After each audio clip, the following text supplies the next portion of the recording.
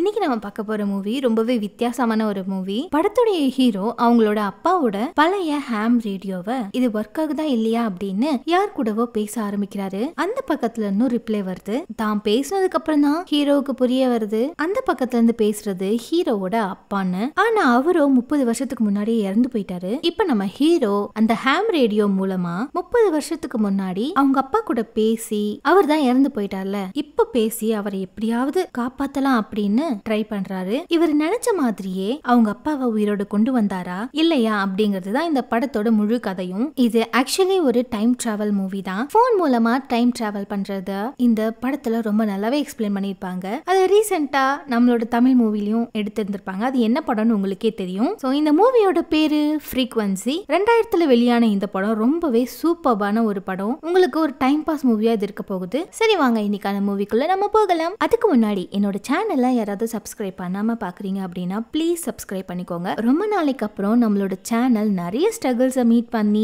திரும்ப எனக்கு கிடைச்சிருக்கு. ஸோ ப்ளீஸ் உங்களோட சப்போர்ட் பழைய மாதிரி எனக்கு கிடைக்கணும்னு நான் உங்ககிட்ட வேண்டி கேட்டுக்கிறேன். சரி ஓகே இன்னைக்கான மூவிக்குள்ள போகலாம். படத்தோட ஸ்டார்டிங் சீன்ல நைட் டைம்ல ஒருத்தர் ட்ரக் ஒன்று ஓட்டிக்கிட்டு போயிட்டு இருக்காரு. இவரு மாதிரி ரொம்ப நேரம் வண்டி ஓட்டிட்டு இருக்கவங்களுக்கு, அதுவும் நைட் டைம்ல ஓட்டிட்டு இருக்கிறவங்களுக்கு ஒரே ஒரு என்டர்டைன்மெண்ட் என்னன்னு பாத்தீங்கன்னா எஃப்எம் ரேடியோ தான். அதுல பாட்டு கேட்கலான்னு சொல்லிட்டு டியூன் பண்ணி மாத்திக்கிட்டே இருக்காரு. ஆனா அதுல வரதோ நியூஸ் தான். அந்த நியூஸை இவரு கேட்கிறாரு. ஒரு சைக்கோ எல்லாரையும் கொலை பண்ணிக்கிட்டே இருக்கான். அவன் இப்போ 3ஆவதா ஒரு பொண்ணை கொலை பண்ணிருக்கான். அவன் கொலை பண்றது எல்லாருமே ஒரு நர்ஸ் தான் கொலை பண்ணிக்கிட்டு இருக்கான். அந்த கொலையை பண்ண சைக்கோவை இன்னும் போலீஸ் கண்டுபிடிக்கவே இல்லை. இந்த மாதிரி அதுல நியூஸ் போய்கிட்டு இருக்கு. இந்த நியூஸை கேட்டுக்கிட்டு தான் அந்த ட்ரக் டிரைவரும் வண்டி ஓட்டிட்டு போயிட்டே இருக்காரு. அப்போ ரோட்ல ஒரு சப்வே இருக்கு. அந்த சப்வேல ஏதோ ஒரு ஒர்க் நடந்துட்டு இருக்கு. அங்க நிறைய மெட்டல் பைப்ஸ் எல்லாம் எடுத்துட்டு இருக்காங்க.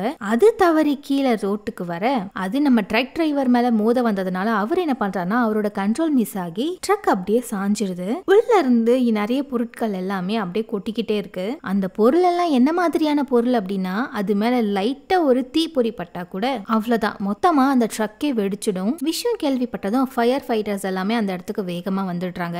அப்படி ஒரு ஃபயர் ஃபைட்டரா ஒர்க் பண்ற இவரோட பேரு தான் பிராங்க். இவங்களால இந்த ட்ரக் வெடிச்சு செதறத இவங்களால தடுக்க முடியாது. ஆனா அதுக்குள்ள இங்க ஒர்க் பண்ற எல்லாரையுமே காப்பாத்தணும் தான் இவங்க போராடிட்டு இருக்காங்க. ரோட் சைட்ல இருக்கிற எல்லாரையுமே இவங்க காப்பாத்திட்டாங்க. ஆனா சப்வேக்குள்ளார கொஞ்சம் பேர் ஒர்க் பண்ணிட்டு இருக்காங்க. அவங்களுக்கு மேல இந்த மாதிரி விஷயம் போய்கிட்டு இருக்கு அப்படிங்கிற விஷயமே தெரியாது. சோ யாராவது ஒருத்தர் உள்ள போயிட்டு அவங்கள பத்திரமா வெளியில கூட்டிட்டு வந்தா மட்டும்தான் உண்டு. ஆனா அதுக்குள்ளவும் அந்த ட்ரக் வெடியவும் வாய்ப்பு இருக்கு. அதுக்குள்ளார போகிறதுக்கு யாருமே தயாரா இல்ல அந்த ஃபயர் ஃபைட்டர்ஸ்ல. அப்போதான் நம்ம பிராங்க் என்ன பண்றாருன்னா நான் உள்ள போறேன் அப்படின்னு சொல்லிட்டு தைரியமா உள்ள போறாரு. அந்த ட்ரக் வெடிச்சு செதறதுக்கு கொஞ்சம் செகண்ட்ஸ் முன்னாடியே எல்லாரையுமே காப்பாத்தி வெளியில கூட்டிட்டு வந்துடுறாரு அந்த சப்வேக்குள்ளார இருந்து. இப்படி பண்றதுக்கு ஒரு தனி தைரியமே தேவை. அவங்க ஃபயர் ஃபைட்டர்ஸ்ல யாருமே வராதது இந்த விஷயத்துக்கு இவரு முன்னாடி வந்ததுக்கு ரொம்பவே தைரியம் வேணுங்க. அவர் தான் நம்ம பிராங்க். அங்க இருக்கிற எல்லாருமே நம்ம பிராங்க பாராட்டிட்டு இருக்காங்க. பிராங்கும் அவரோட வீட்டுக்கு வராரு. பிராங்க்கு ஒரு வைஃபும் இவங்க 2 பேருக்கும் பிறந்த ஜான்னு சொல்லிட்டு ஒரு சின்ன பையனும் இருக்கான். ஜான் ரொம்பவே நிம்மதியான ஒரு லைஃப் தான் வாழ்ந்துட்டு இருக்காரு.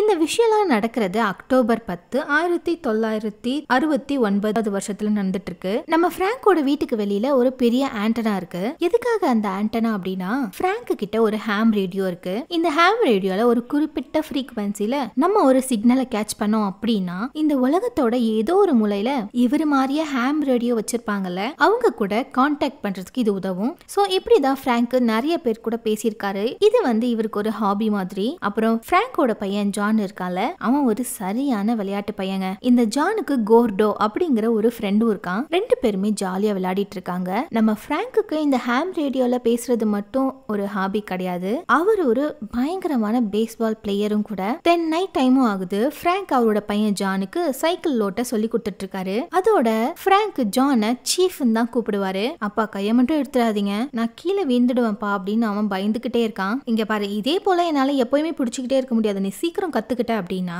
உனக்கு தான் அது ரொம்ப நல்லதுன்னு அவங்க அப்பாவும் அட்வைஸ் பண்ணிட்டு இருக்காரு. அவரோட அப்பா இந்த மாதிரி பேசிக்கிட்டே என்ன பண்றாருன்னா அவரு கை பிடிச்சிட்டு இருந்தாருல சைக்கிள் மேல, அத பேசிக்கிட்டே எடுத்துடுறாரு. ஜானும் கொஞ்சம் தூரம் ஓட்டிட்டே போய் அப்படியே தும்முன்னு கீழே விழுந்துடுறான். வீட்டுக்குள்ள இருந்து ஜான் கத்துறதை கேட்டதுமே அவங்களோட அம்மா ஓடி வராங்க. அவங்க அம்மா உள்ள வந்த உடனே இதுதான் சாக்குன்னு சொல்லிட்டு அவனும் வீட்டுக்குள்ள ஓடி போயிடுறான். ஜானோட அப்பா, டே சீஃப் என்னடா சைக்கிள் ஓட்டாம எஸ்கேப் ஆயிட்டியா அப்படின்னு அவங்களோட அப்பா சொல்றாரு. ஜானோட அம்மாவும் அவன் சின்ன பையங்க விட்டுருங்க, அவன் பொறுமையா கத்துக்கட்டும் அப்படின்னு சொல்றாங்க. சரி ஓகேமா நான் எதுவும் பண்ணல அப்படின்னு சொல்லிட்டு அவனும் சிகரெட் எடுத்து குடிக்க போறான். பிராங்க்கு இருக்கிற ஒரே கெட்ட பழக்கம் என்னன்னா அவர் இஷ்டத்துக்கும் ஒரு ஸ்மோக் பண்ணுவாரு. அப்போதான் பிராங்க் ஸ்மோக் பண்ணிக்கிட்டே வானத்தை பார்க்கும்போது நார்த் சவுத்ல எல்லாம் தெரியற மாதிரி வானத்துல டிஃப்ரெண்ட் கலர்ஸ்ல நைட் டைம்ல வானவில் மாதிரி தெரிஞ்சுக்கிட்டு இருக்கு. அது அவரோட வீட்டுக்கு மேலேயே இந்த மாதிரி தெரிஞ்சுக்கிட்டு இருக்கு. அப்படியே கதையை கட் பண்ணா அக்டோபர் 10 ஆனா இந்த வருஷம் என்னன்னா 1999. அப்படியே 30 வருஷம் கடந்து வந்ததுக்கு அப்புறம் நம்ம பிராங்கோட பையன் ஜானை காமிக்கிறாங்க. அவன் ரொம்ப பெரிய ஆளா ஆயிட்டு இருக்கான். இப்போ அவன் ஒரு டிடெக்டிவா இருக்கான். ஆனா ஒரு பிரச்சனை என்ன அப்படின்னா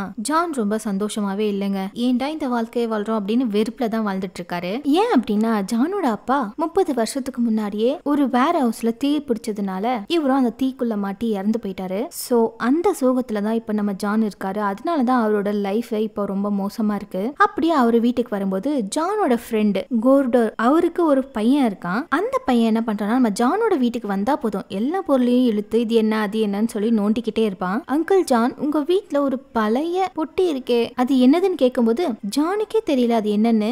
என் வீட்டுல இருக்க பொருள் எனக்கே தெரியல நீ எப்படிடா கண்டுபிடிச்சன்னு சொல்லி ஜான் கேக்குறான். அதெல்லாம் அப்படிதான் அங்கிள் எனக்கு நிறைய விஷயங்களை தேட ரொம்ப பிடிக்கும் அப்படின்னு சொல்லிட்டு சீக்கிரம் வாங்க இது என்னன்னு பாக்கலான்னு நான் அவங்க ஜான அந்த பையன் கூட்டிட்டு போய் அதை ஓபன் பண்றாங்க.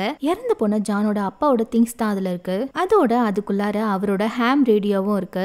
அதை பார்த்தது கோர்டோட பையன் அங்கிள் ஜான் இது நம்ம ட்ரை பண்ணலாமா அப்படின்னு சொல்லி கேக்குறான். ஜானும் சரி ஓகே அப்படின்னு சொல்லிட்டு அந்த ஹாம் ரேடியோவை பக்காவா ரெடி பண்ணிக்கிட்டு இருக்காரு. யாராவது அந்த சைட்ல இருந்து இவரை போலவே ஹாம் ரேடியோ வச்சிருக்கிறவங்க பேசுவாங்கன்னு பார்த்தா ஒரு ஈ காக்கா கூட பேசுறதுக்கு அங்க ஆளே கிடையாது. அதுவும் இல்லாம அந்த ஹாம் ரேடியோ ஒர்க் ஆகுதா இல்லையா அப்படின்னு கூட அவருக்கு தெரியல. அப்படியே அங்க கோர்டோட வைஃப் அங்க வராங்க. அவங்க வந்து நீங்க இங்க என்ன பண்றீங்க ஒழுங்கு மரியாதையா வீட்டுக்கு வாங்க அப்படின்னு சொல்லவும் நம்ம கோர்டோவும் கோர்டோட பையனும் அங்க இருந்து கிளம்பி போயிடுறாங்க. தென் ஜான் மட்டும் வீட்டுல தனியா இருக்காரு. அந்த பெட்டிக்குள்ள இருந்து நிறைய ஃபைல்ஸ் எல்லாம் எடுத்து பாக்குறாரு. அவங்க அப்பாவோட போட்டோஸ் இருக்கு. அவங்க அப்பா இது வரைக்கும் எவ்வளவு பேரை காப்பாத்திருக்காங்க அதை பத்தின நியூஸ் பேப்பர்ஸ் எல்லாமே அதுக்குள்ள இருக்கு. இதெல்லாம் பாக்குற ஜானும் அவங்க அப்பாவை இன்னும் ரொம்ப மிஸ் பண்ண ஆரம்பிக்கிறாரு. இந்த நேரத்துல டிவில சயின்டிஸ்ட் எல்லாம் என்ன பேசிக்கிறாங்க அப்படின்னா வானத்துல திடீர்னு ரொம்ப கலர்ஃபுல்லான ஆரோராஸ் எல்லாம் வந்திருக்கு. இதே மாதிரி ஒரு பிரைட்டான ஆரோரா 30 வருஷத்துக்கு முன்னாடி 1969 வந்திருந்தது. ஆனா பிரச்சனை என்ன அப்படின்னா இது ஒரு சாதாரண ஆரோரா கிடையாது. இது ஒரு வித்தியாசமான ஃபீல்டு. ஏன்னா நாசா 1969 வருஷம் ஒரு சேட்டலைட்டை தொலைச்சிருக்காங்க. மேபி அது கடல்ல விழுந்திருக்கும் அப்படின்னு நினைச்சாங்க. ஆனா இப்பவும் அதே சேட்டலைட்டோடைய கனெக்ஷன் அவங்களுக்கு கிடைச்சிருக்கு. ஆனா இதுல வித்தியாசமான விஷயம் என்ன அப்படின்னா வானத்துல இப்ப அந்த சேட்டலைட் இல்ல. 30 வருஷத்துக்கு முன்னாடி இருந்த அந்த சேட்டலைட்டோட சிக்னல் இப்ப கிடைக்குது. இந்த ஆரோராவோட வித்தியாசமான ஃபீல்டு தான் 30 வருஷத்துக்கு முன்னாடி அந்த சேட்டலைட்டோட சிக்னலை இப்ப கொடுத்துக்கிட்டு இருக்கு. இப்படின்னு சயின்டிஸ்ட் எல்லாம் அந்த ஆரோராவை பத்தி ரொம்ப டிஃபரெண்டா பேசிக்கிட்டு இருக்காங்க. சோ ஜானும் இதெல்லாம் பாத்துக்கிட்டு தான் இருக்காரு. சடனா அந்த ஹாம் ரேடியோல இருந்து ஒரு ஃப்ரீக்வன்சி வருது. ஜானும் அந்த பக்கத்துல இருந்து யார பேசுறாங்க அப்படின்னு பேச ட்ரை பண்ணும்போது அந்த பக்கம் இருக்கிறவரு தம்பி பேசுறதுக்கு முன்னாடி உங்ககிட்ட லைசன்ஸ் இருக்கா? என்ன இதை பேசுறதுக்கு லைசன்ஸ் வேணுமா என்ன? இந்த காலத்துல நீங்க எல்லாம் இதை யூஸ் பண்றீங்களா? ஆமா ஆமா லைசன்ஸ் இருக்கவங்க மட்டும் தான் இதை யூஸ் பண்ணுவாங்க. லைசன்ஸ் இல்லாம மேபி எமர்ஜென்சிக்கு வேணா இதை யூஸ் பண்ணலாம். அவ்வளவுதான். உடனே நம்ம ஜானும் அப்படின்னா என்னோட வாழ்க்கையும் ரொம்ப எமர்ஜென்சில தான்ப்பா ஓடிட்டு இருக்கு. ஜானு ரொம்ப ஃபன்னியா பேசிட்டு இருக்கான். இப்பதான் நமக்கு அந்த பக்கத்துல யார் பேசுறாங்க அப்படிங்கறத காட்டுறாங்க. நம்ம ஜானோட அப்பா பிராங்க் தான் அந்த சைட்ல இருந்து பேசிட்டு இருக்காரு. அவரு 1969 வருஷத்துல இருந்து இப்போ நம்ம ஜான் இருக்கிற 1999 வருஷத்துக்கு பேசிட்டு இருக்காங்க. மேல தெரியற அந்த வித்தியாசமான கலர்ஃபுல்லான ஆரோரா தான் 30 வருஷம் பாஸ்ட்ல இருக்கக்கூடிய அவங்களோட அப்பா பிராங்கோடைய ஹாம் ரேடியோல இருக்கிற ஃப்ரீக்வன்சிய இங்க கொண்டு வந்திருக்கு. அதுல ஜானும் பேசிட்டு தான் இருக்காரு. அவரோட அப்பா கூட தான் நம்ம பேசிட்டு இருக்கோம் அப்படிங்கிறது தெரியாமலேயே ஜானோட மனசுக்கு அந்த குரலை கேட்டதுமே இது அப்பாவோட குரல் மாதிரியே இருக்கே அப்படின்னு ஒரு சின்ன ஃபீல் இருக்கு. தொடர்ந்து இவரும் பேசிக்கிட்டே இருக்காரு. கூடவே பிராங்கும் பேசிக்கிட்டே தான் இருக்காரு. நம்ம பிராங்கும் ஜான் கிட்ட உனக்கு பேஸ்பால் எல்லாம் பிடிக்குமா? அது எனக்கு சின்ன வயசுல இருக்கும்போது பிடிச்சது. எங்க அப்பா எல்லாம் பேஸ்பாலோட வெறியன் வேற. அட யாருப்பா நீ? நம்ம பேஸ்பாலோட முக்கியமான மேட்ச் ஒண்ணு போய்கிட்டு இருக்கு. நீ என்னடானா பேஸ்பாலே பிடிக்காதுன்னு சொல்லிட்டு இருக்க? என்னது அதுவே இப்பதான் போயிட்டு இருக்கா? அதெல்லாம் எப்பவே நடந்து முடிஞ்சிருச்சே. அட சும்மா விளையாடாதப்பா, நாளைக்கு தான் முக்கியமான மேட்ச் இருக்கு. நம்ம ஜானோ என்ன இந்த ஆளு ஆல்ரெடி நடந்து முடிஞ்ச ஒரு விஷயம் அத வந்து இப்ப நடக்க போகுதுன்னு சொல்றான். சரின்னு நம்ம ஜானோ அந்த மேட்ச்ல என்னெல்லாம் நடக்க போகுது, அதுல யாரு வின் பண்ணுவாங்க அப்படிங்கிற எல்லா விஷயத்தையுமே அவர்கிட்ட சொல்றாரு. ஆனா இதெல்லாம் கேக்குற பிராங்கோ சுத்தமா நம்பவே மாட்டேங்கிறாரு. சரி ஓகே நம்ம அப்புறம் பார்க்கலாம்னு சொல்லிட்டு பிராங்கோ அந்த கனெக்ஷனை கட் பண்ணிடுறாரு. தென் அடுத்த நாள் ஆகுது. நம்ம பிராங்க் அந்த மேட்சை பார்க்கறதுக்காக போயிருக்காரு. பிராங்க் கூடவே ஒரு ஃப்ரெண்ட் இருக்காரு. அவர் ஒரு டிடெக்டிவா இருக்காரு. இவங்க எல்லாருமே ஒரு பேஸ்பால் பைத்தியம் வேற. மேட்சும் வேற லெவல்ல போய்கிட்டு இருக்கு. இப்பதான் நம்ம பிராங்க் ஒரு விஷயத்த நோட் பண்றாரு. நேத்து அந்த பையன் கூட அந்த ரேடியோல பேசும்போது அவன் சொன்ன எல்லா விஷயமுமே இப்போ மேட்ச்ல ஒண்ணு ஒண்ணா நடந்துகிட்டே இருக்கு. அப்படியே கட் பண்ணா 1999 வருஷம் நம்ம ஜானை காட்டுறாங்க. ஏதோ ஒரு இடத்துல எலும்பு கூட இருக்குன்னு சொல்லிட்டு விசாரிக்கலான்னு போயிட்டு இருக்காரு. ஏன்னா இவர் ஒரு டிடெக்டிவ் இல்லையா, அதுக்காக தான். கூட யார் வராங்க அப்படின்னா 30 வருஷத்துக்கு முன்னாடி நம்ம பிராங்க் கூட ஒரு ஃப்ரெண்ட் ஒருத்தர் டிடெக்டிவா இருக்காருன்னு சொல்லி சொன்னோம்ல, இப்போ அவரு தான் இப்போ நம்ம ஜான் கூடயும் ஒர்க் பண்ணிட்டு இருக்காரு. இன்னும் சொல்ல போனா நம்ம ஜான் டிடெக்டிவ் ஆகிறதுக்கு காரணமானவரே இவர் தான். அந்த எலும்பு கூட இருந்த வீட்டுக்கு பக்கத்துல போய் விசாரிக்கும் போது அங்க ஒரு வயசான கப்பல்ஸ் இருக்காங்க. அவங்க கிட்ட ஜான் விசாரிக்கும் போது அந்த வயசான கப்பல்ஸ்க்கு ஒரு பையன் இருந்திருக்காரு. அவரு 30 வருஷத்துக்கு முன்னாடி 1969 வருஷம் இறந்து போயிருக்காரு. தென் ஜானும் கேட்க வேண்டிய கேள்வி எல்லாத்தையும் கேட்டுக்கிட்டு அதை நோட் பண்ணிக்கிட்டும் அங்க இருந்து கிளம்பி வீட்டுக்கு வந்துடுறாரு. இதே நேரத்துல 1969 இருக்கிற பிராங்கும் ஜானோட பேசுறதுக்காக ஃப்ரீக்வன்சியை ரெடி பண்ணிட்டு இருக்காரு. ஜானுக்கும் அது கரெக்டா ரிசீவ் ஆகுது. ஜானும் பேசிட்டு இருக்காரு. எப்படிப்பா தம்பி, நீ சொன்ன மாதிரியே இன்னைக்கு எல்லாருமே அதே ஸ்கோர் தான் எடுத்தாங்க. எப்படி உனக்கு தெரியும்? சூதாட்டத்துல எல்லாத்தையுமே ரிலீஸ் பண்ணிட்டாங்களா என்ன? என்னது சூதாட்டமா? அதெல்லாம் ஒண்ணு கிடையாது சார். 30 வருஷத்துக்கு முன்னாடி நடந்த மேட்சை பத்தி தான் நீங்க என்கிட்ட சொன்னீங்க. அதுல நடந்த எல்லா ஸ்கோரை பத்தியும் தான் நான் உங்ககிட்ட சொன்னேன் அப்படின்னு நம்ம ஜான் சொல்லவும் இதை கேட்கிற ஜானுக்கு சுத்தமா ஒண்ணுமே புரியல. என்ன 30 வருஷத்துக்கு முன்னாடியா? நேத்து தானே மேட்சே நடந்தது அப்படின்னு பிராங்க் கேட்கவும் ஜானும் சும்மா விளையாடாதீங்க, பழைய மேட்சை பார்த்துட்டு இருக்கீங்களா என்ன? ஆனா பிராங்க் சீரியஸா தான் பேசிட்டு இருக்காரு அப்படிங்கிற விஷயம் அவருக்கு தெரியல.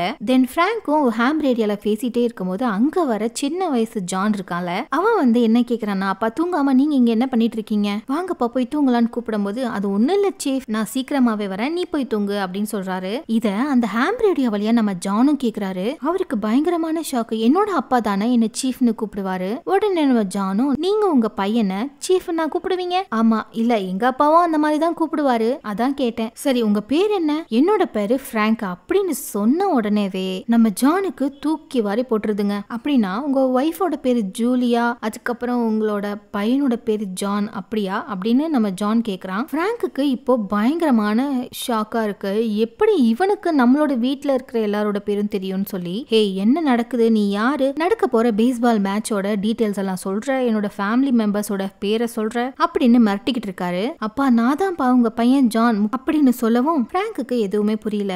ஏய் என்ன போய் சொல்லிட்டு இருக்க, எனக்கு இருக்கிறது ஒரே ஒரு பையன் ஜான், அதுவும் அவனுக்கு 6 வயசு தான் ஆகுது. அட அந்த 6 வயசு பையன் தான் நான் தான் பேசுறேன். இப்போ எனக்கு 36 வயசு ஆகுது. 1999 வருஷத்துல இருந்து பேசுறேன். பிராங்க்குக்கு என்ன பேசுறதுன்னே புரியாம அவர் அப்போ சிகரெட் பிடிச்சிட்டு இருக்காரு. அதை ஷாக்ல கீழே வச்சிடுறாரு. அது அப்படியே அங்க இருக்கிற இடத்துல தீ பிடிக்க ஆரம்பிக்குது. தென் பிராங்க்கும் அதை அணைக்க ட்ரை பண்ணிட்டு தான் இருக்காரு. ஆனா அந்த டேபிள்ல அப்படியே பிளாக் கலர்ல கரையா ஆகிடுது. இதே டேபிள்ல தான் 1999 இருக்கக்கூடிய ஜானும் இப்போ அந்த ரேடியோவை வச்சு பேசிட்டு இருக்கான். அந்த டேபிள்ல இப்போ அப்படியே லைட்டா அந்த கரை படிய ஆரம்பிக்குது. இத ஜானும் பார்த்துட்டு, அப்பா நீங்க ஏதாவது பண்றீங்களா, டேபிள் ஏதோ நெருப்பு பிடிச்சதா அப்படின்னு கேட்கவும் பிராங்க்கும் பதறி போறாரு. எவனோ ஒருத்தன் ஜன்னல் வழியா எட்டி பார்த்துட்டு தான் என் கூட பேசிட்டு இருக்கான் அப்படின்னு இவரு போயிட்டு ஜன்னல் வழியா எட்டி பார்த்துட்டு இருக்காரு. ஆனா அங்க யாருமே இல்ல. தென் பிராங்க்கும் அந்த ஹாம் ரேடியோல போயிட்டு, நீ யாரு, எதுக்காக இதெல்லாம் பண்ணிட்டு இருக்க, நீ யாருன்னு தெரிஞ்சா நீ அவ்வளவுதான், என்னோட ஃபேமிலியை விட்டு நீ தூரமாவே இரு அப்படின்னு சொல்லி நம்ம பிராங்க் மிரட்டுறாரு ஜான.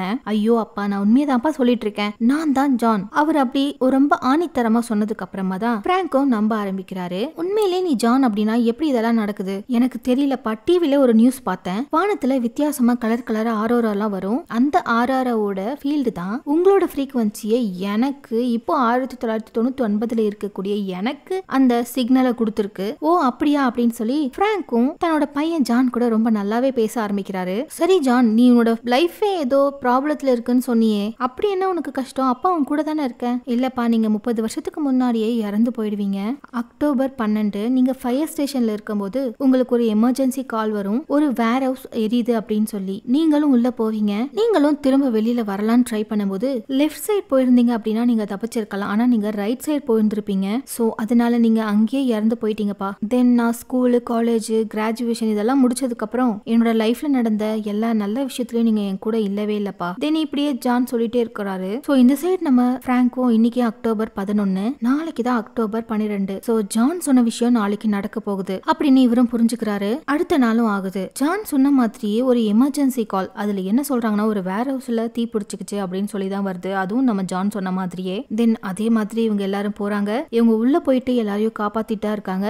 ஆனா போன தடவை பண்ண தப்ப பண்ணாம பிராங்க் இந்த வாட்டி லெஃப்ட் சைட் திரும்புறாரு. அந்த ஃபயர் ஆக்சிடென்ட்ல இருந்து இவரு உயிரோட தப்பிக்கிறாரு. இதனால ஃபியூச்சரே மாறுது. 1999 நம்ம ஜான், அவரோட ஃப்ரெண்டு கோட்டோ, அப்புறம் அந்த டிடெக்டிவ் கூட பார்ல இருக்கும்போது நம்ம ஜானுக்கு புது புது மெமரிஸ் எல்லாம் வருது. ஜான் சொல்லியிருப்பார்ல அவரோட அப்பா கிட்ட, கிராஜுவேஷன் டைம் என்னோட லைஃப்ல நடந்த ஹாப்பியான மூமெண்ட்ஸ்ல எதுலயுமே நீங்க இல்லைன்னு சொல்லிட்டு. ஆனா இப்போ அவனுக்கு நடந்த எல்லா விஷயத்திலுமே அவரோட அப்பா கூட இருக்கிற மாதிரியான நினைவுகள் தான் வந்துட்டு இருக்கு. அப்போ ஜானும் புரிஞ்சுக்கிறாரு அப்படின்னா அப்பா பாஸ்ட்ல நடந்த அந்த ஆக்சிடென்ட்ல இருந்து தப்பிச்சிட்டாரு அப்படின்னு. அப்படின்னா அப்பா இப்போ உயிரோட தான் இருப்பாரு. ஜானுக்கு முன்னாடி இருக்கிற அந்த டிடெக்டிவ் கோர்டோ கிட்ட, ஆமா என்னோட அப்பா எங்க, நீங்க பாத்தீங்களா? அட ஜான், என்ன சரக்கு அடிச்சு உனக்கு ரொம்ப போதை ஆயிடுச்சா என்ன? உன்னோட அப்பா 10 வருஷத்துக்கு முன்னாடியே கேன்சர்ல இறந்து போயிட்டாரு. ஏன்னா அவரு சிகரெட்டை பிடிச்சுக்கிட்டே இருப்பாரு, அதான் காரணம். என்னமோ தெரியாத மாதிரி கேட்டுட்டு இருக்க அப்படின்னு சொல்லவும், ஜான் எப்படியோ பாஸ்ட சரி பண்ணி ஃபியூச்சரை காப்பாத்திட்டாரு. ஆனா இன்னமும் அவரு கரெக்டா பண்ணல. எது எப்படியோ 30 வருஷத்துக்கு முன்னாடி இறந்து போன பிராங்க் இப்ப ரீசெண்டா 10 வருஷத்துக்கு முன்னாடி தான் இறந்து போனாரு. தென் 20 வருஷம் ஜான் அவங்களோட அப்பா கூட சந்தோஷமா இருந்தாரு அப்படிங்கிற விஷயத்த நினைச்சு பார்க்கும்போதே நம்ம ஜானுக்கு ரொம்பவே ஹாப்பியா இருக்கு. இவரும் வீட்டுக்கும் போறாரு. ஆல்ரெடி அந்த ஹாம் ரேடியோல பிராங்க் லைன்ல தான் இருக்காரு. சீஃப், நீ லெஃப்ட் பக்கம் திரும்ப சொன்னல,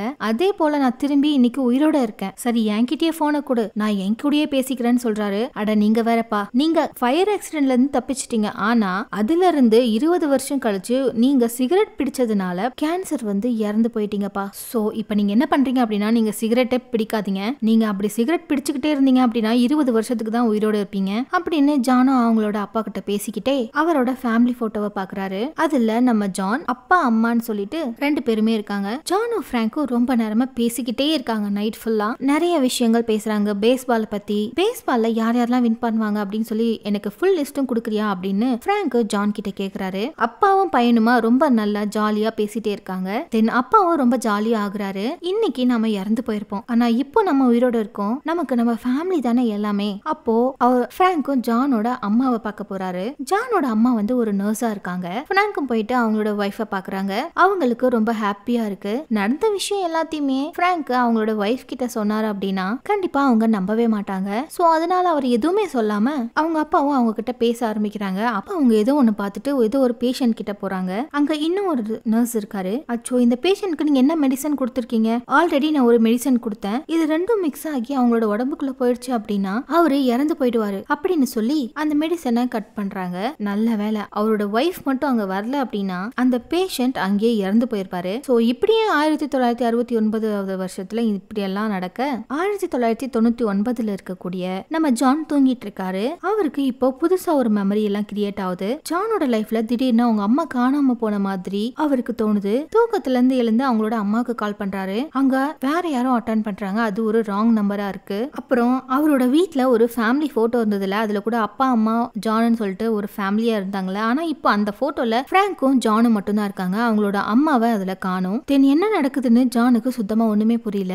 அடுத்த நாளே இவர் ஒரு டிடெக்டிவ் தானே, அம்மாக்கு என்னாச்சு அப்படிங்கிற விஷயத்த ஆபீஸ் ஃபைல வச்சு கண்டுபிடிக்கிறாரு. ஒரிஜினல் டைம் லைன்ல 1969 வருஷம் ஒரு சைக்கோ 3 நர்ஸ கொண்டு இருக்கான். அதுக்கு மேல அந்த சைக்கோ வேற யாரையும் கொல்லவே இல்ல. ஆனா இப்ப இருக்கிற ஃபைல பாக்கும்போது அந்த சைக்கோ 3 இல்ல 4 இல்ல 10 கொலைகளுக்கு மேல பண்ணிருக்கான். எல்லாருமே நர்ஸ் தான். அதுல ஒரு நர்ஸா இருக்கிறது நம்ம ஜானோட அம்மா ஜூலியாவும் தான். சோ அவங்க பாஸ்ட்லயே அந்த சைக்கோ காரியால இறந்து போயிருக்காங்க. அதனாலதான் அவங்க ஃபியூச்சர்ல காணாம போயிட்டாங்க. இப்பதான் நம்ம ஜானுக்கு புரியுது, தன்னோட அப்பா கிட்ட பேசி அவன் பாஸ்ட ஏதோ ஒரு விதத்துல அவன் மாத்திருக்கான். அதனாலதான் தன்னோட அம்மா இறந்து போயிட்டாங்கிற விஷயம் அவனுக்கு இப்ப புரிய வருது. உடனே வீட்டுக்கு வந்து தன்னோட அப்பா கிட்ட அந்த ஹாம் ரேடியோ மூலமா பேசிட்டு இருக்கான். அப்பா, நான் உங்ககிட்ட பேசும்போது ஏதோ ஒரு விஷயத்துல நம்ம பாஸ்ட மாத்திருக்கேன், அதனால இப்ப ஃபியூச்சர் மொத்தமா மாறி போச்சுப்பா. என்ன சொல்ற ஜான், என்னாச்சு? இங்க அம்மாவை காணும். 1969 ஒரு சீரியல் கில்லர் அம்மாவை கொன்னு இருக்கான். என்ன சொல்ற? அம்மா இங்க என் கூட தான் இருக்காங்க. அப்பா இப்ப கிடையாது, உங்க டைமை பொறுத்த வரைக்கும் இன்னும் 1 வாரம் கழிச்சு அந்த சைக்கோ அம்மாவை கொல்ல போறான். அதுக்கு முன்னாடி அவன் 2 நர்ஸ கொலை பண்ண போறான்.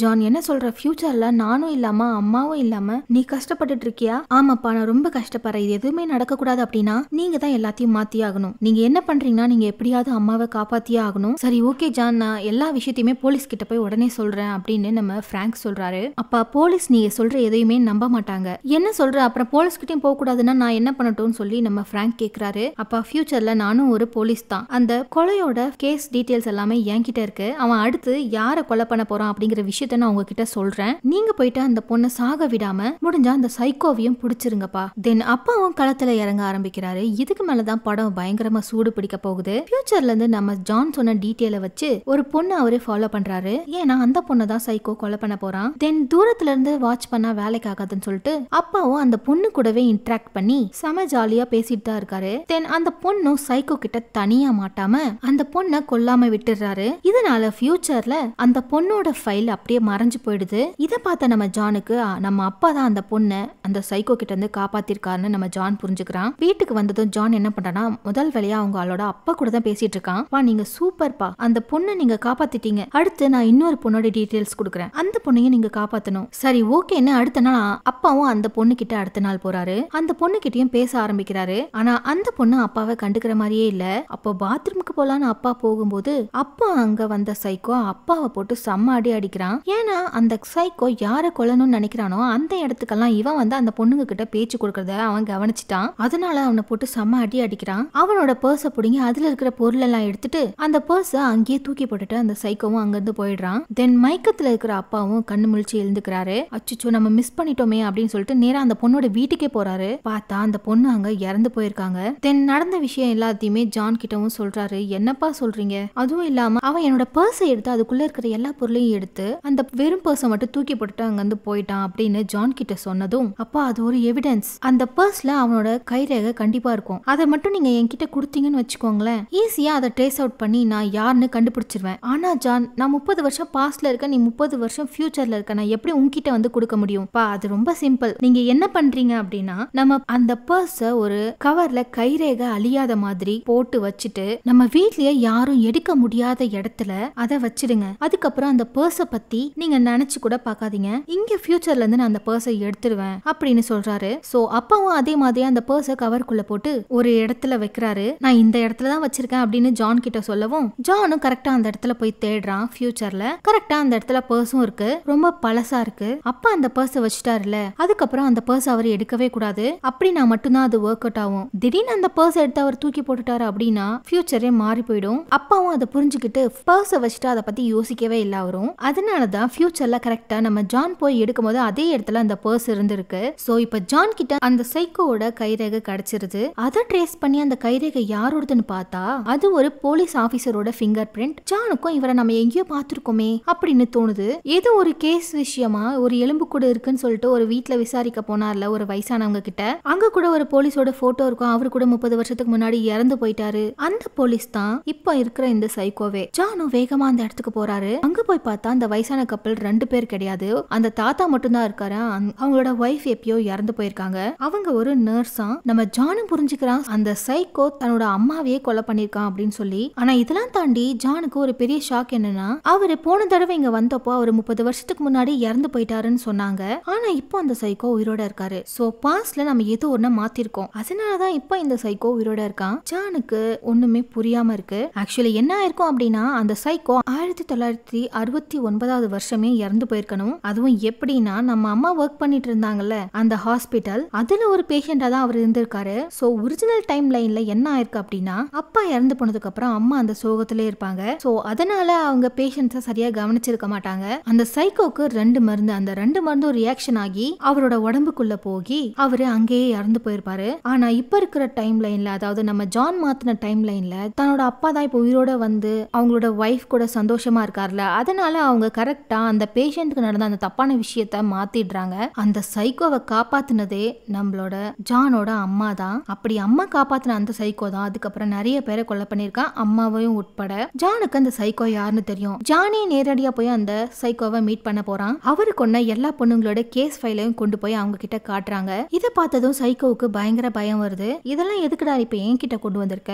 நீங்க இப்ப போலீஸ் ஆபீசர் கிடையாது தானே? அச்சோ மறந்துட்டனே, நீங்க போலீஸ் வேலையே விட்டவர் தானே? அது எதுக்காகனா இந்த மாதிரியான வேலைகளை பாக்குறதுக்காக தானே? இப்போதைக்கு இந்த விஷயம் யாருக்கும் தெரியாது, ஆனா சீக்கிரமாவே தெரிய போகுது அப்படின்னு சொல்லிட்டு ஜான் அங்கிருந்து கிளம்பி போயிடுறான். சோ சைக்கோவை இந்த சைடு இவ்வளவு நாள் நம்மள யாருமே கண்டுபிடிக்கல, இவன் கண்டுபிடிச்சிட்டானேன்னு சொல்லி ஜான் மேல அந்த சைக்கோக்கு பயங்கரமான கோபம் வருது. இதே டைம்ல 1969 வருஷத்துல நம்ம அப்பா கிட்ட ஜானும் நடந்த எல்லா விஷயத்தையும் சொல்றாரு. உண்மையிலேயே அந்த சைக்கோ கில்லர் ஒரு போலீஸ் ஆபீசர் பா, அவரோட பேர்ல இருந்து டீடைல்ல இருந்து எல்லாமே சொல்லிடுறாரு. அதோட அப்பா அவர் எந்த பொண்ணுங்களை கொலை பண்றானோ அவங்க உடம்புல இருந்து ஒரு ஜுவல்லரிய ஞாபகார்த்தமா அவன் கொண்டு வந்துருவான். சோ அது அவனோட வீட்டுல தான் இருக்கணும். அதை எப்படியாவது நீங்க கண்டுபிடிச்சிட்டீங்க அப்படின்னா சைக்கோவை நீங்க அங்கேயே பிடிச்சிடலாம் இப்படின்னு ஜான் அவங்களோட அப்பா கிட்ட பேசிக்கிட்டு இருக்கும் போதே அந்த இடத்துக்கு அப்பாவோட ஃப்ரெண்டான டிடெக்டிவ் ஒருத்தர் இருப்பார்ல அவரு வராரு. சும்மா ஒரு ஃப்ரெண்டே பார்க்க தான் வராருன்னு பார்த்தா அவரு விசாரிக்கிறதுக்காக தான் வந்திருக்காரு.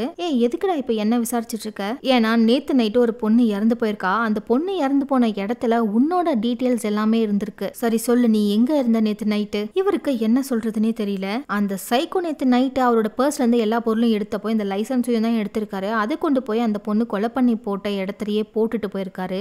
இந்த பொண்ணை இவர் தான் கொலை பண்ணாரு அப்படிங்கிற மாதிரி ஃப்ரேம் பண்ணியும் விட்டுருக்கான். சோ இந்த விஷயத்த பையன் ஜான் கிட்ட சொல்ல ட்ரை பண்ணும்போது அந்த டிடெக்டிவ் வந்து அவரை இழுத்துட்டு இருக்காரு. ஆனா நம்ம அப்பாவும் அதை சொல்லலாம் ட்ரை பண்ணிட்டு இந்த தள்ளுமுள்ளு நடந்துட்டு இருக்கும்போது அந்த எஃப்எம் ரேடியோ கீழே விழுந்து உடைஞ்சு போயிடுது. பாஸ்ட்ல அது டேமேஜ் ஆனதுனால ஃபியூச்சர்லயும் அது டேமேஜ் ஆயிடுது. சோ இதுக்கப்புறம் ஜானால அவனோட அப்பா கூட பேசவே முடியாது. சோ அப்பாவும் அந்த சைடு ஃபியூச்சர்ல இருக்கிற தன்னோட பையன் கூட தான் பேசுறான் அப்படிங்கிற விஷயத்த அவரால் ப்ரூஃப் பண்ணவும் முடியாது. சோ ஃபியூச்சர்ல ஜான் என்ன பண்றதுன்னு தெரியாம முழிச்சுக்கிட்டு இருக்காரு. பாஸ்ட்ல இப்ப என்ன நடக்குது அப்படின்னா பிராங்க கஸ்டடியில எடுத்து விசாரிச்சுட்டு இருக்காங்க. விசாரிக்கிறது யாருன்னா தன்னோட ஃப்ரெண்டு டிடெக்டிவ் தான். இங்க பாரு, நான் உன்னோட ஃப்ரெண்ட் அப்படிங்கறதுனால தான் கரெக்டான மெத்தட்ல விசாரிச்சுட்டு இருக்கேன். இல்லன்னா அடிச்சு நவுத்தி தான் உன்கிட்ட விஷயத்தெல்லாம் கறந்துருப்பேன். நான் சொல்றது எல்லாமே உண்மைதான். ஃபியூச்சர்ல என்னோட பையன் கூட தான் நான் பேசினேன். அதுவும் இல்லாம அந்த சைக்கோ கொலைகாரன் வேற யாரும் கிடையாது, உங்க டிபார்ட்மெண்ட்ல ஒர்க் பண்ற ஒரு போலீஸ் தான் அப்படின்னு அவரோட பேர்ல இருந்து எல்லா டீடைல்ஸும் அவங்க பையன் கிட்ட இருந்து கேட்டு தெரிஞ்சுக்கிட்ட விஷயத்தை இவர்கிட்டயும் சொல்றாரு. அட பிரான்ஸ், நீ சொல்றதெல்லாம் எப்படி நான் நம்புவேன்னு நினைக்கிறேன்? அதான் எனக்கும் என்ன பண்றதுன்னு தெரியல. அந்த ரேடியோ மட்டும் இப்ப டேமேஜ் ஆகாம இருந்தது அப்படின்னா நீ ஏன் நம்பி இருந்திருப்ப. சரி ஓகே, இன்னைக்கு ஒரு பேஸ்பால் மேட்ச் நடக்க போதுல, அதுல யார் யார் என்னெல்லாம் ஸ்கோர் எடுப்பாங்கன்னு சொல்லி நான் கரெக்டா சொல்றேன். அங்க நான் சொல்ற விஷயம் எல்லாமே அப்படியே நடக்கும். அப்ப நீ என்ன நம்புவேன்னு சொல்றாரு. கடைசி வரைக்கும் அந்த டிடெக்டிவ் நம்பவே மாட்டேங்கிறாரு. அதோட ஸ்டேஷனுக்கு அம்மாவும் வந்திருக்காங்க. டிடெக்டிவ் கிட்ட போயிட்டு எதுக்காக என்னோட ஹஸ்பண்ட பிடிச்சு வச்சிருக்கீங்க, அவருக்கும் என்ன சொல்றதுன்னு தெரியாம பக்கத்துல இருக்கிற ரெஸ்டாரண்ட்க்கு கூட்டிட்டு போறாரு. அங்க போய் சாப்பிட்டுக்கிட்டு என்ன விஷயம்னு சொல்லலான்னு வரும்போது ரெஸ்டாரண்ட்ல ஒரு டிவி இருக்கு. அதுல பேஸ்பால் மேட்ச் தான் ஓடிட்டு இருக்கு. பிராங்க் சொன்னார்ல கொஞ்ச நேரத்துக்கு முன்னாடி இந்த மாதிரி பேஸ்பால் மேட்ச்ல என்னெல்லாம் நடக்க போகுது அப்படிங்கறத நான் சொல்றேன்னு. அவ சொன்ன மாதிரி எல்லா ஸ்கோருமே அதுல எல்லாம் எடுத்துட்டு தான் இருக்காங்க. இதனாலதான் டிடெக்டிவும் அவனை நம்ப ஆரம்பிக்கிறாரு. அப்படின்னா அவன் சொன்னது உண்மைதான். ஃபியூச்சர்ல இருக்க தன்னோட பையன் கிட்ட தான் அவன் பேசியிருந்திருக்கான். அந்த போலீஸ் தான் இப்போ சைக்கோவா இருக்கான் அப்படின்ற எல்லா விஷயத்தையும் அவர் நம்ப ஆரம்பிக்கிறாரு. இவர் வேகமா அந்த சைக்கோவை பிடிக்கலான்னு போறாரு. ஆனா அந்த சைடு அந்த சைக்கோ இப்ப அவன் ஒரு போலீஸா தானே இருக்கான். அதனால ஈஸியா ஸ்டேஷனுக்குள்ள வந்து கஸ்டடியில இருக்கிற அப்பாவையும் மீட் பண்றாரு. என்ன பத்தி யாருக்குமே தெரியாது. ஆனா நீ எப்படி கண்டுபிடிச்ச? அதுவும் நான் கொலை பண்ற பொண்ணுங்க கிட்டயா நீ வந்து பேசிக்கிட்டே இருக்க, எப்படி உனக்கு இதெல்லாம் தெரியும்? அப்பா எதுவுமே சொல்லாம அமைதியாவே இருக்காரு. அப்புறம் உன்னோட ஒய்ஃபும் ஒரு நர்ஸ் தானே, அவளையும் நான் கொலை பண்ண தான் போறேன் அப்படின்னு சொல்லவும் இவருக்கு என்ன பண்றதுன்னே தெரியாம ஒரு ட்ராப் மாதிரி செட் பண்ணி வச்சிருக்காரு. அதுல அந்த சைக்கோ மாட்டி அவரு ஷாக் ஆகி அங்கேயே மயங்கி போயிடுறாரு. அப்புறம் அந்த சைக்கோவோட பர்ஸ் எடுத்து அதுல சைக்கோவோட லைசன்ஸ்ல அட்ரஸ் இருக்கும். அந்த அட்ரஸ எடுத்து வேகமா இப்ப அப்பா அந்த இடத்துக்கு போய் அந்த எவிடன்ஸ் எல்லாத்தையும் எடுக்கணும். அதுக்கு முன்னாடி அவரு இந்த இடத்துல இருந்து எஸ்கேப் ஆகணும். சோ அதனால அவர் என்ன பண்றாருன்னா ஸ்டேஷன்ல ஃபயர் அலார்ம் அடிக்கிற மாதிரி ஃபயர் அலார்ம் ஆன் பண்ண விட்டு அதுல தண்ணியும் கொட்டிட்டு இருக்கு. எல்லாரும் பயந்து போய் ஓடிட்டு இருக்கும் போது ஒரு ஃபைலை எடுத்து முகத்தை மறைச்சுக்கிட்டே அங்க இருந்து தப்பிச்சு போயிடுறாரு. அவர் நேரா எங்க போறாரு அப்படின்னா அந்த சைக்கோட வீட்டுக்கு தான் போறாரு. அந்த இடத்துல அந்த சைக்கோ ஒளிச்சு வச்சிருக்க எவிடன்ஸ் எல்லாத்தையுமே எடுக்கிறாரு. ஆனா கரெக்டா இதெல்லாம் அவர் எடுக்கிறதுக்குள்ளாரியா அந்த சைக்கோவும் அந்த இடத்துக்கு வந்துடுறான். சைக்கோ கிட்ட கன் இருக்கு. அவன் அதை காட்டி மிரட்டிக்கிட்டு இருக்கான் நம்ம பிராங்க. அவனும் பயந்து போய் ஓடுறாரு. பின்னாடியே இந்த சைக்கோவும் துரத்திக்கிட்டே போறான். இந்த நேரத்துல டிடெக்டிவ் பிராங்க் சொன்னது எல்லாமே உண்மைன்னு சொல்லி புரிஞ்சுக்கிட்டு நேரா அந்த போலீஸோட வீட்டுக்கு தான் வராரு. அவரு அங்க போய் பார்த்தா இறந்து போன பொண்ணுங்களோட எல்லா ஜுவல்லரிஸ் டீடைல்ஸ்னு சொல்லிட்டு எல்லா எவிடன்ஸுமே அங்க இருக்கிறத அவர் பாத்துறாரு. அந்த சைக்கோவும் பிராங்க ஃபாலோ பண்ணி ஒரு இடத்துக்கு வராரு. அங்க பார்த்தா அப்பாவை காணோம். எங்க போயிருப்பான் அந்த ஆளுன்னு சொல்லி தேடிட்டே இருக்கும்போது சடனா அப்பா எங்கேயோ இருந்து வந்து அந்த சைக்கோவை ஒரு தண்ணிக்குள்ள இறக்கி விட்டுறான். அப்பாவும் அந்த இடத்துல சைக்கோ கிட்ட இருந்து மாட்டிக்காம ஏறி மேல வந்துடுறாரு. கரெக்டா அப்பாவோட ஃப்ரெண்ட்ஸ் டிடெக்டிவ்ஸ் இருப்பாங்களா, அவங்களும் அந்த இடத்துக்கு வந்துடுறாங்க. அவரு மேல இப்ப எந்த தப்பும் இல்லன்றது அவங்க புரிஞ்சுக்கிட்டாங்க. அதோட தண்ணிக்குள்ள போன அந்த சைக்கோ எங்க போனானே தெரியல. தென் அப்பாவும் வீட்டுக்கு வந்துடுறாங்க. அவங்களோட ஒய்ஃபுக்கு ரொம்பவே ஹாப்பி. இருந்தாலும் அப்பாவுக்கு ஃபியூச்சர்ல இருக்கிற தன்னோட பையன் கூட பேசணும்னு அவருக்கு ஆசையா இருக்கு. அதனால ரிப்பேர் ஆன இந்த ஹாம் ரேடியோவை அவரு ரெடி பண்ண ஆரம்பிக்கிறாரு. அதை ரெடி பண்ணி கரெக்டா ஒரு ஃப்ரீக்வன்சியை ரெடி பண்ணி ஜானுக்கு கனெக்ட் பண்றாரு. அதே போல அங்க ஜானுவோட ரேடியோவும் சரியாகி இப்போ கனெக்ட் ஆகுது. ஜான், உனக்கு ஒண்ணு தெரியுமா, அந்த சைக்கோ கொலைகாரனை நான் பிடிச்சிட்டேன். ஆனா அவனை நான் தண்ணிக்குள்ள தள்ளி விட்டதுனால அவன் தப்பிச்சு போயிட்டான். ஐ திங்க் அவன் செத்து போயிட்டான்னு நினைக்கிறேன். அம்மாவுக்கு இங்க எந்த ப்ராப்ளமும் இல்ல. உனக்கு இப்போ ஃபியூச்சர் ஓகேவான்னு சொல்லுப்பான்னு அவர் கேக்குறாரு. என்னப்பா சொல்றீங்க, நீங்க பாஸ்ட்ல எல்லாத்தையும் மாத்திட்டீங்க அப்படின்னா இங்கேயும் எல்லாமே மாறி இருக்கணும்ல, ஆனா எதுவுமே சேஞ்ச் ஆன மாதிரி தெரியலப்பா அப்படின்னு ஜான் பேசிக்கிட்டே இருக்கும்போது ஜானை யாரோ வந்து அடிக்கிறாங்க. யாருன்னு பார்த்தா 1999 வருஷம், அதாவது இப்ப ஃபியூச்சர்ல இருக்கக்கூடிய அந்த வயசான சைக்கோ தான். ஜானுக்கு ஏதோ ஆபத்து நடக்குது அப்படின்னு பிராங்கும் புரிஞ்சுக்கிறாரு. ஜான் என்னாச்சு அப்படின்னு அப்பா கேட்கும் போதே இங்க பாஸ்ட்ல இருக்கிற அப்பாவையும் யாரோ அடிக்கிறாங்க. யாருன்னு பார்த்தா இப்போ பாஸ்ட்ல எங்க இருப்பார்ல இந்த சைக்கோ, சைக்கோ அவன் தான் வந்து அடிச்சிட்டு இருக்கான். அவன் எப்படியோ தண்ணிக்குள்ள இருந்து தப்பிச்சு எஸ்கேப் ஆயிருக்கான். இப்ப அந்த சைக்கோ பாஸ்ட்ல அப்பாவையும் ஃபியூச்சர்ல மகனையும் போட்டு அடிச்சுக்கிட்டு இருக்கான். ஃபியூச்சர்ல அந்த சைக்கோ ஜானை கொலை பண்ணலாம்னு சொல்லிட்டு ஒரு கன்னை எடுக்க போறான். பாஸ்ட்ல அப்பா என்ன பண்றாருன்னா அந்த சைக்கோவை அவரோட கையை ஷூட் பண்ணிடுறாரு அவரோட கன்னை வச்சு. இதனால ஃபியூச்சர்ல அந்த கன்னை எடுக்க போன சைக்கோவோட கையில குண்டடி பட்டதுனால அவரோட கை இப்போ ஃபியூச்சர்ல மறைஞ்சு போயிடுது. இந்த சைக்கோக்கு ஒண்ணுமே புரியல. ஆனா ஜானுக்கு இந்த விஷயம் புரியுது. அப்படின்னா பாஸ்ட்ல நம்மளோட அப்பா பாஸ்ட்ல இருக்கக்கூடிய அந்த சைக்கோவோட கையை ஷூட் பண்ணிருக்காரு, அதனாலதான் இப்ப அவனோட கை மறைஞ்சு போயிருக்குன்னு ஜானுக்கு புரிஞ்சிருது. சோ பாஸ்ட்ல இப்போ அப்பா கிட்ட குண்டடிப்பட்ட அந்த சைக்கோ அங்க இருந்து எஸ்கேப் ஆகி ஓடிடுறான். ஆனா ஃபியூச்சர்ல சைக்கோ இன்னமும் ஜான் முன்னாடி தான் இருக்காரு. அந்த சைக்கோவும் ஜானை போட்டு தள்ளலாம்னு நினைக்கும் போது அங்க இருந்து யாரோ அந்த சைக்கோவை கொலை பண்றாங்க. அதாவது ஃபியூச்சர்ல யாரோ அந்த சைக்கோவை கொலை பண்றாங்க. ஜானுக்கு ஒண்ணுமே புரியல. யாருன்னு திரும்பி பார்த்தா அது வேற யாரும் இல்லங்க, ஜானோட அப்பா தான். ஜானுக்கு ஒண்ணுமே புரியல. அப்பா நீங்க 10 வருஷத்துக்கு முன்னாடி கேன்சர்ல இறந்து போயிட்டீங்கல்லப்பா, திரும்ப எப்படிப்பா உயிரோட வந்தீங்க அப்படின்னு ஜானும் அதிர்ச்சியில கேட்டுட்டு இருக்கான். ஜான், நான் அந்த சைக்கோவோட கையை ஷூட் பண்ணிட்டான். ஆனா ஃபியூச்சர்ல அவன் உன்னை அட்டாக் பண்ணிட்டு தான் இருந்தான். உனக்கு ஹெல்ப் வேணும், அதனால நீ சொன்ன மாதிரி நான் சிகரெட் பிடிச்சிருந்தேன்னா 10 வருஷத்துக்கு முன்னாடி இறந்து போயிருப்பேன். நீ சொன்னதுனால உன்னை காப்பாத்துறதுக்காக நான் சிகரெட்டையே விட்டுட்டேன். சோ அதனால அப்பா இப்போ உயிரோட இருக்காரு. அந்த சைக்கோவையும் நான் கொன்னுட்டேன் அப்படின்னு அப்பா சொல்றாரு. தென் அப்பாவுக்கு ரொம்பவே வயசாகி போயிருக்கு. ஆனா இருந்தாலும் ஜானுக்கு அவ்வளோ சந்தோஷம். அந்த சந்தோஷத்துல அவங்க அப்பாவை கட்டி பிடிச்சுக்கிறாரு. அதோட ஜானோட அம்மாவுக்கு எதுவும் ஆகல. இவங்க எல்லாருமே ஒன்னா ஃபேமிலியா சந்தோஷமா இருக்காங்க. நம்ம அப்பாவுக்கு வயசானாலும் சின்ன பசங்க கூட எல்லாம் சேர்ந்துக்கிட்டு பேஸ்பால் விளையாடிட்டு இருக்காரு. இந்த இடத்துலயே ஃப்ரீக்வன்சி அப்படிங்கிற மூவி முடியுது. இப்ப புரியுதா இந்த படம் நம்மளோட தமிழ் படமான மார்க் ஆண்டனி படம் மாதிரி இருக்குல்ல. ஐ திங்க் இந்த படத்தை இன்ஸ்பயரா வச்சுதான் மார்க் ஆண்டனி மூவியை எடுத்திருப்பாங்கன்னு நினைக்கிறேன். சோ மிஸ் பண்ணாம இந்த மூவியை என்னோட சேனல்லையும் பார்த்துட்டு நீங்க டவுன்லோட் பண்ணியும் பார்க்கலாம். இன்னைக்கான படம் இதோட முடியுது. நாளைக்கே இன்ட்ரெஸ்டிங்கான இன்னொரு படத்துல உங்களை வந்து சந்திக்கிறேன். until then tata bye bye, thank you.